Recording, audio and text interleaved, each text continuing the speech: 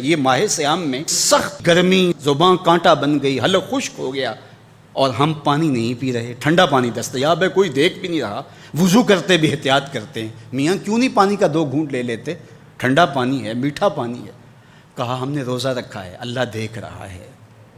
ماہ سیام میں ہم پانی نہیں لیتے، اس لیے ہمیں یہ یقین ہوتا ہے تنہائی میں بھی اللہ دیکھ رہا ہے۔ یار جو اللہ رمضان میں دیکھتا ہے وہ غیر رمضان میں بھی دیکھتا ہے۔ پانی پینے لگو تو دیکھتا ہے، رشوت لینے لگو تو تب بھی دیکھتا ہے، آنکھ بھٹکے تو تب بھی دیکھتا ہے، خیال بہکے تو تب بھی دیکھتا ہے، سوچوں میں آوارگی آئے تو تب بھی دیکھتا ہے۔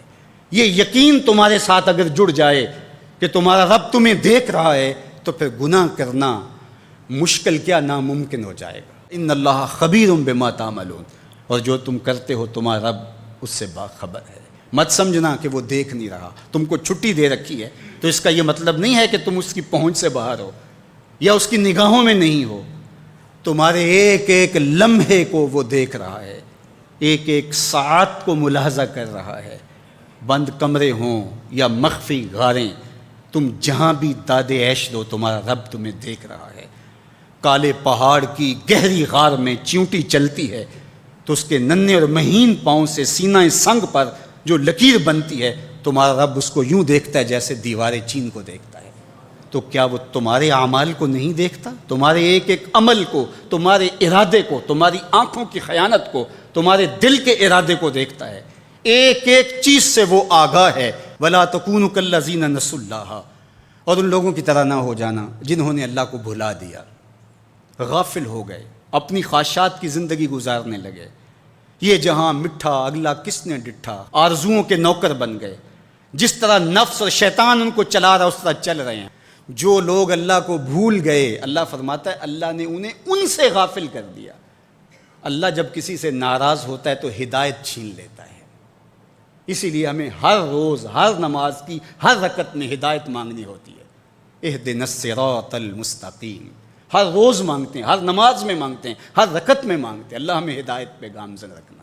اللہ جب کسی سے ناراض ہوتا ہے تو ہدایت کے دیے بجھ جاتے ہیں، اندھیروں میں بھٹکنے لگتا ہے، شیطان اس کو دھوکے میں مبتلا کر دیتا ہے، اسی زندگی کو مقصود زندگی سمجھ لیتا ہے، اس شراب کو آب حیات سمجھ لیتا ہے، جس کو یہ بھی نہ پتا ہو کہ میں ہوں کون، میں کہاں ہوں، میرا مقصد زندگی کیا ہے، مقصد حیات کیا ہے، کھانا پینا اور لذتوں کا حصول۔ یہ تو چوپائے بھی کرتے ہیں، تو اشرف المخلوقات کاہے کا ہے۔ یہ زندگی تو ان کی بھی ہے کہ وہ اچھا کھاتے ہیں، تم تو 1 پاؤ بھر گوشت کھا لیتے ہو اور شیر روز 1 ہرن چاٹ جاتا ہے، وہ تیرے سے زیادہ کھاتا ہے، تیرے سے زیادہ طاقتور ہے۔ ہاتھی کا جسم تیرے سے کہیں بڑا ہے، پرندے ہواؤں میں اڑتے ہیں، مچھلی پانی کی تہوں میں اتر جاتی ہیں، عقاب کی نظروں اور بلندی پرواز کی دیکھنے والی ہوتی ہے، کرگس کہاں سے کہاں تک سونگھ لیتی ہے، ان کی قوت شامہ تیرے سے بڑی ہے، لیکن اس کے باوجود بھی افضل تو، اشرف بھی تو، اور اللہ نے اپنی نیابت کا تاج تیرے سر پہ رکھا ہے۔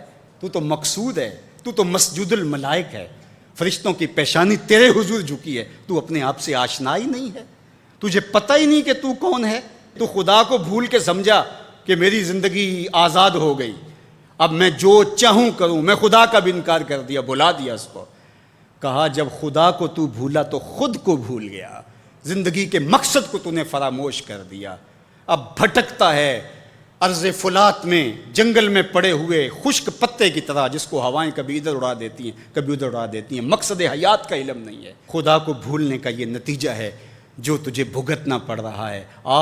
خدا آشنا ہو جا، خود آشنا ہو جائے گا، تجھے ذات سے آگہی ہو جائے گی، من کا شعور مل جائے گا، تجھے پتہ چلے گا کہ میں کون ہوں، میری زندگی کا مقصد اور مقصود کیا ہے۔